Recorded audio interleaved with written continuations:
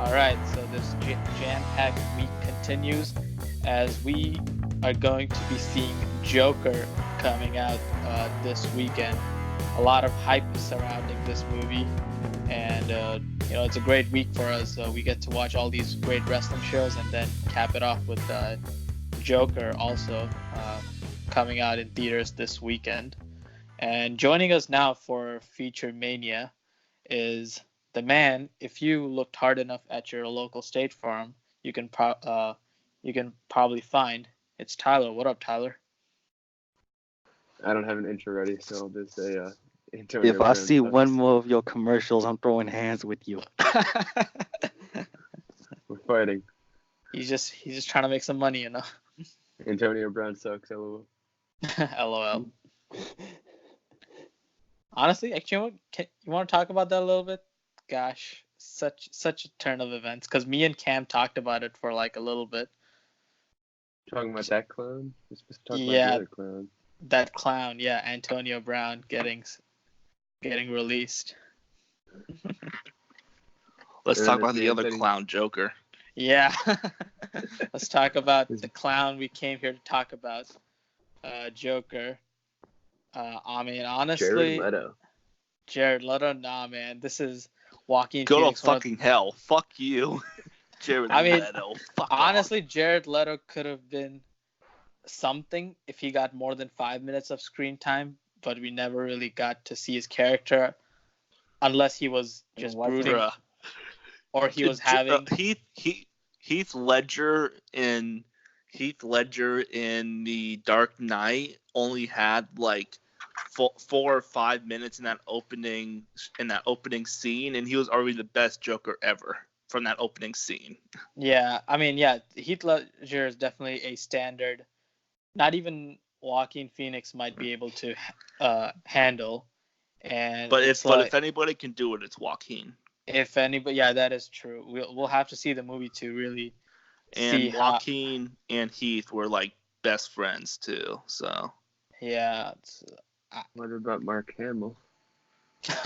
Mark Hamill. I mean, we'll have to probably. Nicholson? Mark Hamill might be Joker in Infinite Worlds, Crisis on Infinite Worlds. So that's gonna be cool. Or Yeah. Earths, Crisis on Infinite Earths. Yeah. Yeah, Crisis on Infinite Earth. Yeah. So I mean, yeah, the Joker character is definitely getting a lot of coverage now too, and for me personally, I'm looking forward to the aspect that this movie was definitely inspired by, the actual character study of a villain who became who he is because of the way society treated him. Like Jack Nicholson's Joker was thrown in a chemical compound. This Joker was thrown into society, and he's gonna become what he's gonna become. Now, there's been a lot of like controversy surrounding this movie too, and I'm not trying to get into like any political BS, but it's kind of weird and hypocritical, in my opinion, how people are saying this movie should be censored and all that because of the way the society or the people in this movie are portrayed. And it's like, well, this movie is also a reflection of the way the times are now. So it's like you can't really be hypocritical about that. This is the reality we live in. And I think people are just afraid to see the truth, which is almost always the case. You're staring at yourselves on the screen, basically. Yeah, so when that happens, it's like you don't want to accept that. You want to run away from it.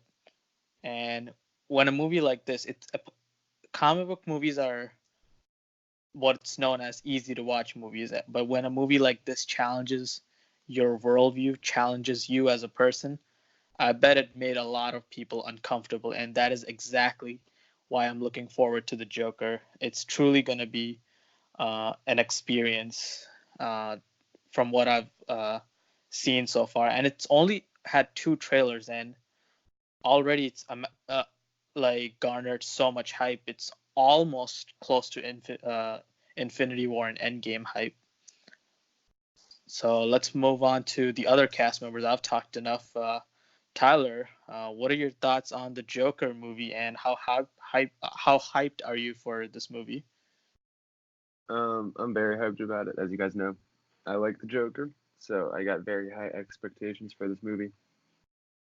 Like like you were kind of saying, I feel like in the future we'll kind of look back on this movie, kind of like how we look at the movies like The Dark Knight, the original Avengers, Logan, a bunch of other films. You guys all know the ones. Basically, we just look back on those and we just love those films, and it's one of those are like the top tier films, and I feel like this is gonna join them as one of those films. I've been looking forward to another live action Joker ever since like we were clowning on Jared Leto's Joker. I've been looking forward to another one since then after that disappointing performance, and I'm hoping I'm hoping Phoenix's Joker can reach the level of Ledger's Joker, like we were kind of saying, or even be better than it. We don't know. But overall, I'm excited to see it, and I'm excited to talk about the movie afterwards with you guys. Yeah, true. I can definitely feel the excitement in the air. And Cam, what are your thoughts on the Joker? For once, for once, a movie is going to take society, it's going to take people from society and basically shove it in your face. You're basically going to look at yourselves in the mirror of basically a mirror on the big screen. And nobody wants to accept the fact that, oh wow, maybe I am that bad of a person. And they don't want to actually accept or realize that. Like, nobody wants that. And it's kind of a shame, really, because this movie, while not only being a character, it can be a critique on how bad society is and how it preys on people that are basically the outcasts, the mental cases, the weirdos. I kind of can relate to the trailers and what they've shown so far, how society just kicks you around, and it's to the point where your mental health where your mental health can decline, and just it's like, why am I here? What is my purpose? And it asks those tough questions that we all want to avoid. And yet people are just going to treat this like, oh, it's a comic book movie, when it's really a study about mental health and society. And I know people are going to look at me like I'm crazy and say, what is this man talking about? Mental health? What's that? Society? What's that? Well, let's try and be in my shoes for a few seconds. Try and be in the shoes of a person that's been bullied constantly and basically has a constant battle with mental health. In conclusion, I'm ready for this movie. So true, man. I totally agree with you. And Ziggler, what are you feeling, man? How hyped are you for Joker? I mean, I've been hyped for this movie ever since I saw they casted Joaquin Phoenix. And then almost a year ago to the day, we saw that screen test with Joaquin Phoenix and the Joker makeup. It was fucking awesome. I remember that so clearly, and I remember my excitement level just went through the roof.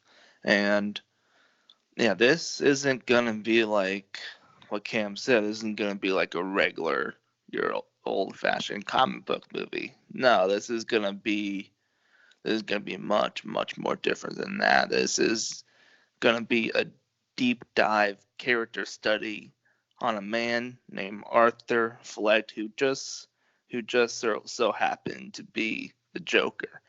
And we're gonna see what makes him tick. We're gonna see how he transformed into this psychopath, the clown, and it's just gonna be amazing. And it's gonna be disturbing at some points. It's gonna be violent at some points, and I honestly just am so hyped for this movie. this isn't gonna be like any other comic book movie, which I'm happy about. This is gonna be like just a great drama and just a great character study. Thursday can't get here fast enough. So true, man. Thursday can't get fast enough. And I mean, honestly, man, like a movie is supposed to make you feel something, especially a blockbuster. And I feel like this movie has already done that with how a lot of reviews are either loving it or hating it. So, yeah, definitely really hyped for this movie. All right. And another awesome movie that's going to be coming out this October, and October is shaping up to be a great month for movies. El Camino is going to be coming out on Netflix, and I know a lot of Breaking Bad fans are super hyped for it. So, Tyler, what were your thoughts on the trailers, and what are you expecting from the movie? I am expecting a whole lot from this movie. Every single teaser for this movie has been amazing in this last trailer that just came out the other day. That was an amazing trailer. That's what every trailer should be like. It doesn't give away the plot, really. There's barely any dialogue from the movie. In this trailer, you only get 3 words from the actual movie, it seems like. And like you're saying, as a Breaking Bad fan, I'm just really excited to see this movie actually happening. I'm excited to see what happened to Jesse once the series ended, since it was open ended for him. So a couple of predictions, I guess I'll just do really quick. And it's not predictions, but I hope we do see Walter and Mike and possibly Saul, but as a flashback. Because I would love to see Bryan Cranston in this movie, which I'm gonna predict he is. I don't see a Breaking Bad movie without him. And then part of me kind of wishes this was kind of like a mini series, like 5, 6, maybe 7 episodes. But I'm fine with it being a movie. I'm happy we're getting it because I really did not expect this movie to even come out. And the fact that it's next month, a couple weeks away, that makes me even more excited. And like I've been saying in our group chat, I feel like this is going to be one of the best movies of the year. I feel like it's going to be top 3, maybe 4 for my rankings, obviously, for this year. But I have high expectations for this, and I'm really excited. Yeah, definitely for sure, bro. And Ziggler, your thoughts on El Camino and how hyped are you for this one? I mean, I'm so goddamn hype, man. Uh, we don't really know what like the running time is for this movie, so I'm still hoping that it's like long as hell. Make it like 2.5 hours, 3 hours. I don't care. Make it as long as you want. I want as much. I just want a long ass movie about Breaking Bad. I cannot wait for this movie. And we already know Mike Ehrmantraut is going to be in it because Jonathan Banks, the actor who plays him, said he was going to be in it at the end Emmys. So probably going to be a flashback with Jesse. And yeah, I believe Walter White is going to be in it too. Like you can't have a Breaking Bad movie without Walter White. So probably going to be another flashback too. And ever since Breaking Bad ended, all we've ever wondered was what happened to Jesse, and now we're finally gonna see it. And yeah, I'm just super stoked for it. And yeah, I love the first 2 teasers for it. The Skinny Pete one and the one where Jesse's in his car and he's hearing the news about the 9 dead men at Jack's place. And I honestly, I know I keep on saying this over and over again, but I'm honest. I honestly can't wait for this movie. October is gonna be a crazy ass month, and yeah. And Sean is a super fan of Breaking Bad, and Yeah, where's Sean at for this? yeah, exactly. But yeah, I can't wait for it. I'm just so excited for this movie. Yeah, no worries. We'll definitely get Sean's reaction too. But yeah, it's gonna be a real treat for the Breaking Bad fans. All right, so now I'm going to quickly cover the box office for September 2019. So I thought about doing this because I like reading the numbers for how the movies perform on the box office. So I'm gonna quickly uh, give a overall view of how the September box office went. It Chapter 2 opened early September, kicking off the fall season with a $91 million opening, and so far has grossed close to 400 million. So that's a huge success for them. Uh, I mean, and another movie that came very close to actually uh, breaking It Chapter Two's second weekend hold was Hustlers, which debuted to 33 million, but couldn't quite get to It Chapter 2 the next week, which ended up grossing around 40 million. And this past weekend, we had three new releases in Ad Astra, Rambo: Last Blood, and Downton Abbey. Surprisingly, Downton Abbey ended up taking the top spot with a $31 million opening weekend, probably due to the show's long running fan base who've probably been fans for like 20 years or something like that. So that was like kind of like I like how one of my friends said it was kind of like a senior citizens end game in a way.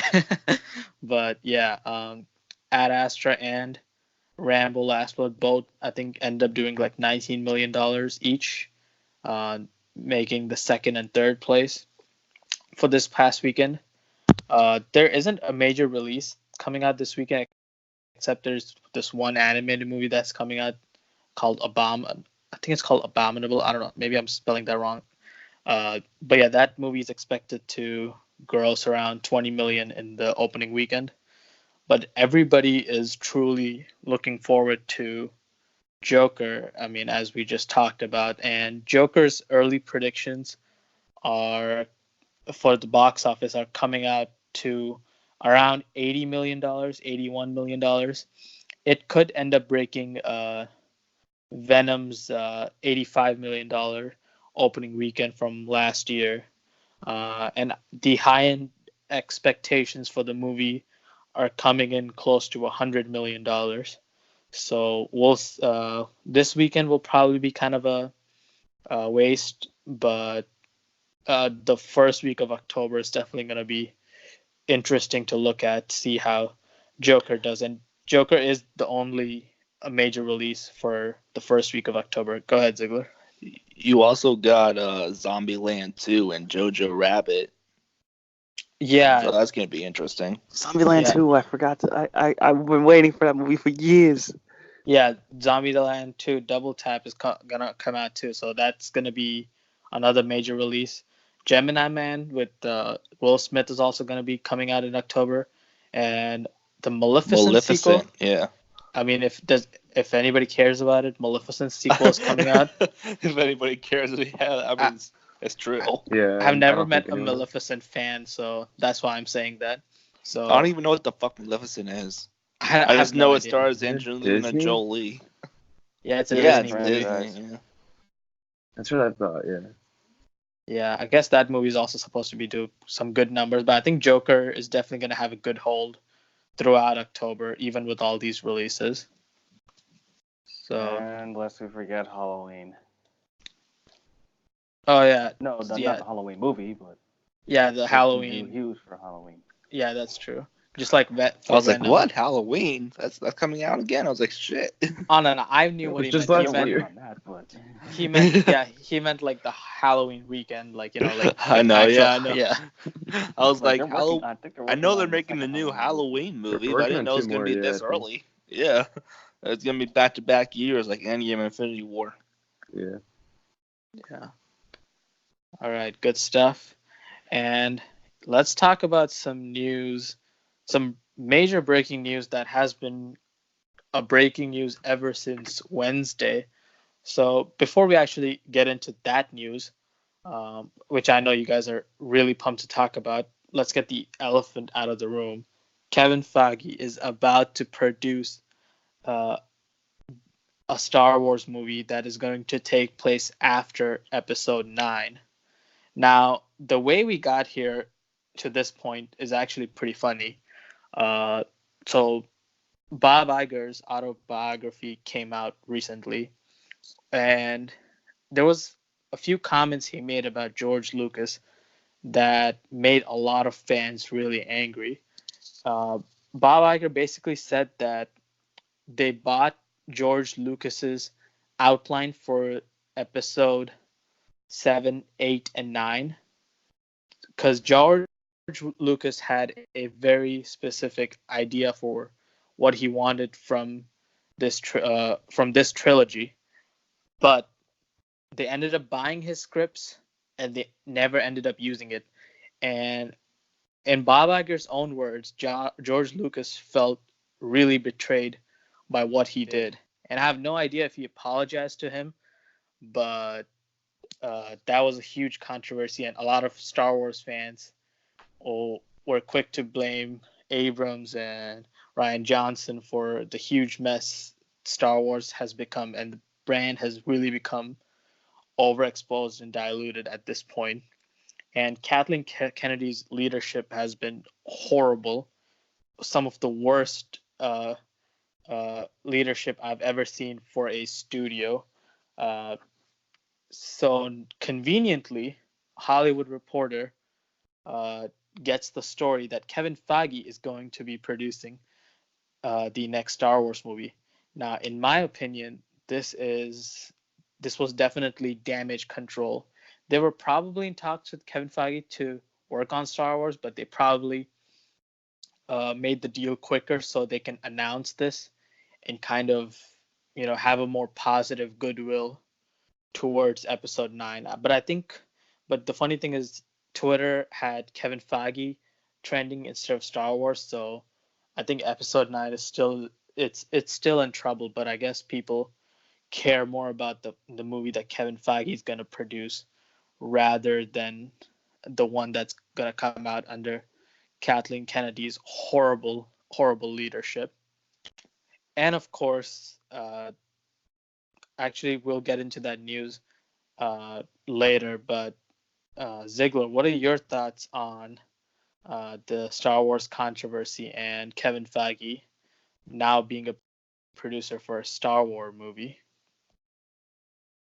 I mean, I was pretty surprised when I saw that headline. But also, it's a pretty smart move by Disney because, like you said, Star Wars is at an all-time low right now probably. But it's been that way since the fucking prequels. So, and then the Clone Wars movie was bad, and they they they pretty much been in a rut for like 20 years now, and I would have been fine if Star Wars would have ended in 1983 when Return of the Jedi ended. I would have been okay with that. We just got those three fantastic movies, that great trilogy. But no, they weren't that. Yes. They've been in a rut, yet they've been making money. No, I mean not that kind of rut. Like they've been making bad movies with the prequels, and then the Clone Wars movie, and then Force Awakens was kind of like a reboot from like A New Hope, but then The Last Jedi was pretty bad. Oh, Force Awakens was the carbon copy of A New Hope, and I was too blind to realize that, but I think I realize that now. It's pretty much copy and paste. Now that you mention it, I mean, I didn't mind Force Awakens or Last Jedi. Yeah, me neither. I didn't mind Last Jedi either when I saw it in theaters, but then when I saw it when it came out on Blu-ray, I was like, this is shit. But yeah, I'm not saying they've been in a rut with making money because obviously they're making a shitload of money. They're Disney, but in making great Star Wars films, yeah, they kind of have been in a rut with that. And putting Kevin Feige as the leader, as making he's the headline said he's making a new Star Wars movie. It's not like the new leader like he is in the MCU. So he's making a Star Wars film, not Star Wars. So basically, like a Rogue One or something. Yeah, like a Star Wars story probably. I'm not sure if they're gonna make a new trilogy right away after the second or the third trilogy ended. But yeah, I mean, yeah, I would have been okay if it would have ended in 1983, but money exists and Disney is greedy as hell, so they want to make all that Star Wars money. But putting Kevin Feige on there is really, really smart. Again, we hopefully won't get like another Rian Johnson to do a Star Wars film. I know there were talks that Rian Johnson was going to do his own trilogy. Hopefully that's in the garbage by now. The Last Jedi just shows you that he cannot do this shit. He just ruined. Even though The Force Awakens was a copy and paste, it was still pretty good. But Rian Johnson just ruined it. Like he just ruined it. Yeah, I'm not surprised that I am surprised and not surprised at the same time. I was surprised by the headline, but I'm not surprised that Disney put him there because like it's a smart move. He's Kevin fucking Feige. He's the reason for Marvel Studios, the MCU. He can make this work, even though he's the leader of the MCU and it might like blow up in his face. I don't think it will. He has like the next like 5 to 10 years of the MCU all planned out. He's doing good, and he's just making a Star Wars movie. It's not like he's making 20 new Star Wars movies. No, he's making a. Yeah, that's true. But still, it takes more than just planning the movies. I mean, hopefully they don't stretch Kevin Feige out too thin, and he gets to still focus on the Marvel movies. But Well, yeah, but yeah, it is what it is. But like also like to the point of what Cam just said about Star Wars movies making a lot of money, it's true. Like of course, Force Awakens was a slam dunk. Like it was a pretty easy slam dunk, and Last Jedi was, well, of course it was expected to make 2 billion, but made like 1.3, so which was, really good, but still not at their expectation. But the problem started with Solo when Solo lost them millions and millions of dollars. That's when it became crystal clear that Kathleen Kennedy cannot handle this franchise. Realized that they had that movie. Me too. Yeah. I honestly forgot about that movie. Like, yeah, they did. No, I did not forget that. Dude, like, I wish I did. Think about it. Like, Lord and Miller were brought in to write and direct the movie. The movie was 90% done when Kathleen Kennedy decided that she didn't like what they were doing, and they fired both of them. And then had to hurry up and hire Ron Howard and do major reshoots, which, I mean, Lord and Miller are so good. I know Kathleen Kennedy so bad. Kathleen Kennedy is the idiot. Like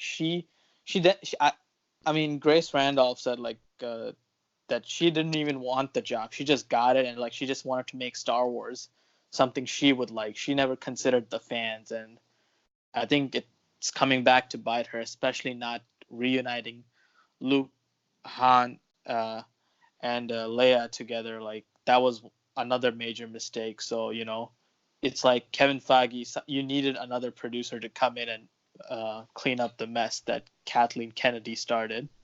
I also think it's like a kind of like DCEU. They need like a great leader, like Kevin Feige was. But I don't think Kevin Feige is going to be the leader for Star Wars, though. He's just making a Star Wars film. He can't do both Star Wars and Marvel. They just need to find. Did they fire Kathleen Kennedy? They should, honestly. I think they only extended her contract so she can finish out her trilogy. They extended her fucking hell. She only to finish out her trilogy, but I'm pretty sure she's out. Like she's pretty much out. She deserves to get fired for firing Lord and Miller. I mean, they They're so good. They did Spider-Verse. They did a Yeah, Lego I movie. guess. They did. I know they did Yeah, more. I can't think of it right now, but yeah. I think Spider-Verse ended up happening because of them getting fired from Star Wars. I think. I oh think that. well. I Then think thank you, that. Kathleen Kennedy. I guess it moved the production up faster, so to get the December 2018 release. So yeah, I guess there's that. Where's Spider-Verse 2? Yeah, I know, right? Tyler, what are your thoughts on the whole Star Wars controversy and Kevin Feige? I mean, I'm surprised they kind of got Kevin Feige, considering he's like Mr. Marvel. But I just really don't want another Star Wars movie. I know we got like 17 more planned or something. I don't know. But why couldn't it just be episodes 1 through 9, I guess you could say, and just have it be that? We don't need Rogue One. I mean, Rogue One's good, but like we don't need that. We don't need Solo. We don't need all these movies just coming out. If you want to do a side story, just do the TV shows, like how the animated Clone Wars. I hear that's really good. I've never watched it. I don't know. I've heard it's really good. Mandalorian's coming out. Mandalorian's coming out. Yep, I was about to say that. There's other TV shows. I don't know all of them. But I'm just really sick of Star Wars movies, especially with the quality of the last two were. With Last Jedi was, yeah, let's not talk about that. And Solo was really forgettable. So I prefer Star Wars telling their smaller side stories over in TV shows over movies, I guess. Yeah, funny thing you mentioned the Mandalorian. Another rumor is that uh, Mandalorian TV show spot was supposed to be a Boba Fett TV show, but apparently they instead made the Mandalorian because the character is really similar to Boba Fett, but it's not called Boba Fett, so that they don't have to pay royalties to George Lucas. Because I guess the more they use the original trilogy characters, the more they have to pay George Lucas. So I guess that's another reason why they were in such a hurry to kill the original trilogy I mean, characters. they're doing an Obi-Wan show. Yeah, they're doing that in a TV show, and which they will pay George Lucas for. But See, that's a good TV show yeah, that is with definitely going to Ewan be a good TV McGregor. show. Yeah, but I don't know. I definitely do feel like Disney was very greedy with the way they handled everything with George Lucas. But yeah, we'll see how everything turns out. Still not a good outlook for episode 9, though. That's going to be a tough one. All right, so staying on Kevin Feige, I mean, this man is having some of the best 48 hours anybody could ask for. Spider-Man is back in the MCU as Sony and Marvel were able to reach a deal to bring Spidey back into the MCU. Now, personally, I'm not that surprised. I kind of figured eventually they would come to terms on a deal. Uh, but even if they didn't, I was still prepared to see Spider-Man in his own universe, being with Venom and all that. But, it's great to see that they will get to at least finish the trilogy they started in the MCU and get to finish that. And also the deal includes another team up movies, which I'm theorizing is probably going to be Doctor Strange 2 into the madness, multiverse madness. So I think since that movie's probably going to have a lot of alternate versions of the characters we know right now, I think Spider-Man's probably going to be a big player for that. So I guess they're taking the deal per movie. So they're going to do the trilogy and they're going to do a team up movie and then they're going to renegotiate again. That's how I see them doing this, since it didn't say it's going to go beyond those two movies. Yeah, and And I believe Disney is going to get 25%, I think.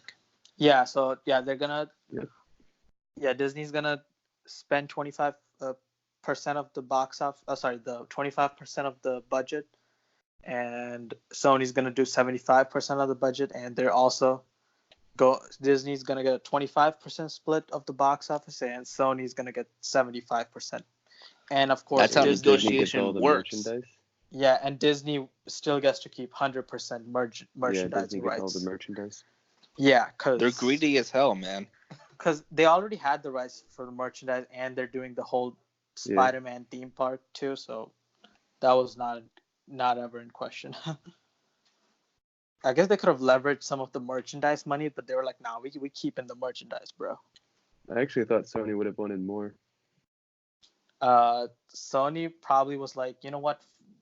They actually purchased Seinfeld for like $1 billion to run on their Oh yeah, I saw that. their network. So I heard like they were like, you know what? Let's just come up with a deal so we can kind of pay back the $1 billion we paid for Seinfeld. So I guess there's that too.